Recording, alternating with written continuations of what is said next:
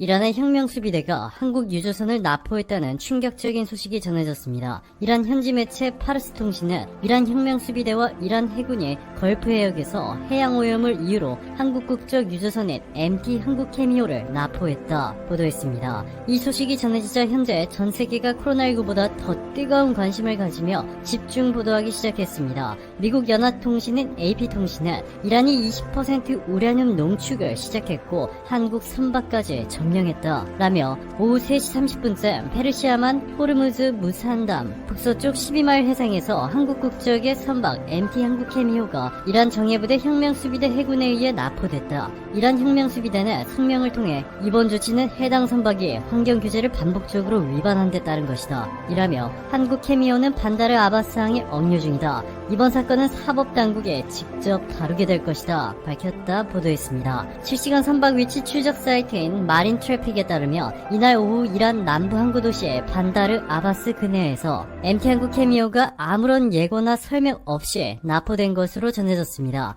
이 한국의 선박은 사우디를 떠나 아랍에미리트의 푸자이라로 향하고 있었고 선박 소유주는 부산에 위치한 DM시핑인 것으로 알려졌습니다. DM시핑은 오일 제품이나 석유화학 제품을 운송하는 한국의 선주 회사입니다. DM시핑 관계자는 연합뉴스와 인터뷰에서 이란 혁명수비대가 접촉한 해역은 공해상이다. 환경오염은 없었다. 이란 혁명수비대 군인들이 오전 11시 30분쯤 배 위에 올라왔다. 이란 혁명수비대는 이란 해역에 들어가서 검사받을 것을 요구했고 선장이 왜 그러는지 이유를 물었지만 아무런 대답을 듣지 못했다 라고 밝혔습니다. DM시핑에 따르면 해당 선박에는 한국인 선원 5명을 포함해 미얀마인 11명, 인도네시아인 2명, 베트남인 2명 등 총 20명이 승선해 있었고 메탄올 등 3종류 화학물질을 싣고 있었습니다.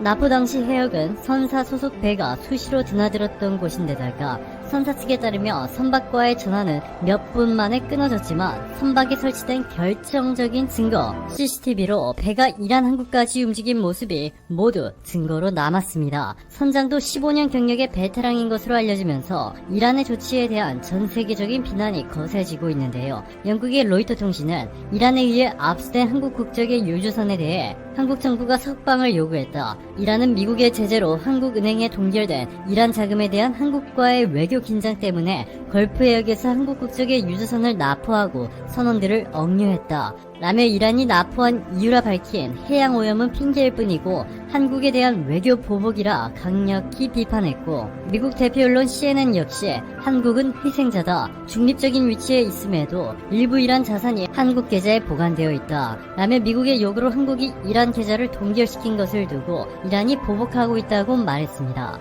그동안 한국과 이란은 두터운 외교 관계를 쌓아왔습니다. 이란은 대한민국과 교역을 시작한 중동 국가 중 최초의 나라이고 대한민국이 처음으로 중동 건설에 진출한 나라이기도 합니다. 1961년 대한민국의 중동 친선 사절단이 이란을 방문한 뒤 한국과 이란은 1962년 10월 23일 수교를 시작했고 1967년 처음으로 주이란 한국 대사관이 설치되면서 한국과 이란의 우호 관계는 긴밀해졌습니다. 이후 이란은 한국 기업들의 막대한 수주를 선물해 주었는데요. 대림산업에 100억 달러에 육박하는 바키아리 수력 발전댐, 이스파한 아와즈 철도 사업을 맡겼고 현대로템의 철도 차량 150량 공급 사업, 현대 엔지니어링의 사우스파 12 확장 사업, 현대건설의 잔잔 레이자르 바프 가스복합 발전소 프로젝트를 전적으로 맡겼습니다. 당시 쟁쟁한 글로벌 건설 회사들이 많았음에도 한국 기업들의 수주를 몰아주며 두 나라의 외교 관계는 한층 더 강화됐습니다. 그런데 최근 몇 년간 이란의 행동들은 믿을 수가 없을 정도로 불쾌감을 드러내고 있습니다.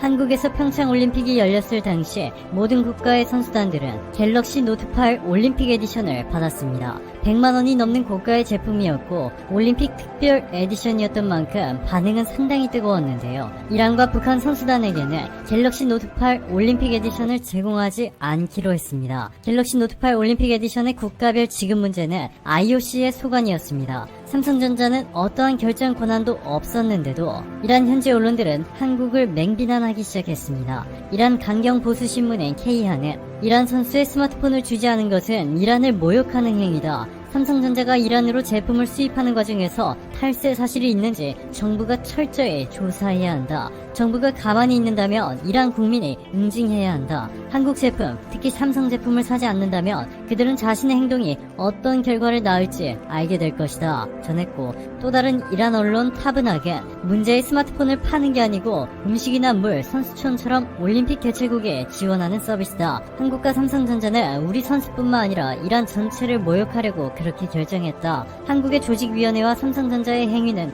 올림픽 정신을 위배한다 라며 맹렬히 비판했습니다. 이란이 핵 합의를 어기고 불법으로 핵 개발을 강요하는 바람에 유엔과 유엔 회원국들이 이란에 대한 제재를 시작한 것이 문제의 시작점인데도 이란은 그저 한국을 깎아내리기에만 급급한 모습을 보여주었습니다. 심지어 당시 이란 외무부는 김승호 이란 주재 한국 대사까지 소환했고, 바흐람 거세미 이란 외교부 대변인은 삼성전자에 현명하지 않은 대처에 사과하지 않을 경우 이란과 교육관계에 영향을 미칠 수 있다 경고하며 자존심을 앞세우기 바빴습니다. 그리고 이번에도 미국의 대이란 제재에 따를 수밖에 없었던 한국에 복수하기 위해 한국 선박을 납포하기까지 이란이 넘지 말아야 할 선까지 넘어버렸습니다. 결국 한국 군 당국이 움직였습니다. 군 당국은 청해부대 최영함을 호르무즈 해협 인근으로 긴급 출동시켰습니다. 오늘 새벽 4시쯤 도착해 임무 수행에 돌입한 것으로 알려졌는데요. 한국의 최영함은 바레인에 있는 연합해군사령부를 비롯해 외교부와 해양수산부 등과 긴밀히 협력해 상황에 대응할 계획입니다. 한국 청해부대 최영함 파견이 이란에 너무나도 위협적인 것은 그동안 최영함의 업적을 보면 쉽게 알 수 있습니다. 최영함은 특수점 장병으로 구성된 검문 건색대와 해상작전 헬기를 운영하는 항공대 장병 등 300명으로 구성됐습니다. 청해부대 최영함은 지난 2011년 대한민국의 3호 해운 소속 선박 3호 주얼리호를 피랍한 소말리아 해적들이 몽골 선박을 추가로 피랍하기 위해 자선을 내리는 것을 포착하고, 이때 해적들이 분열된 틈을 타 작전을 시행했습니다. 링크스 헬기로 자선의 위협 사격을 가한 뒤 관심이 쏠린 사이 청해부대 소속 해군 특수전 여단 요원들이 고속정으로 3호 주얼리호에 접근했고 해적과의 교전을 벌였습니다. 해적들은 흰기를 들고 항복하는 척 속임수를 주다가 바로 AK 소총을 발포했습니다. 이 때문에 특수부대원 3명이 총상과 찰과상을 입었지만 대한민국의 해군 특수전 여단이 투입된 지 5시간 만에 해적들을 모두 제압하고 21명의 선원들을 전원 구출했습니다. 단 한 명의 대한민국 해군 사망자가 나오지 않은 채 말이죠.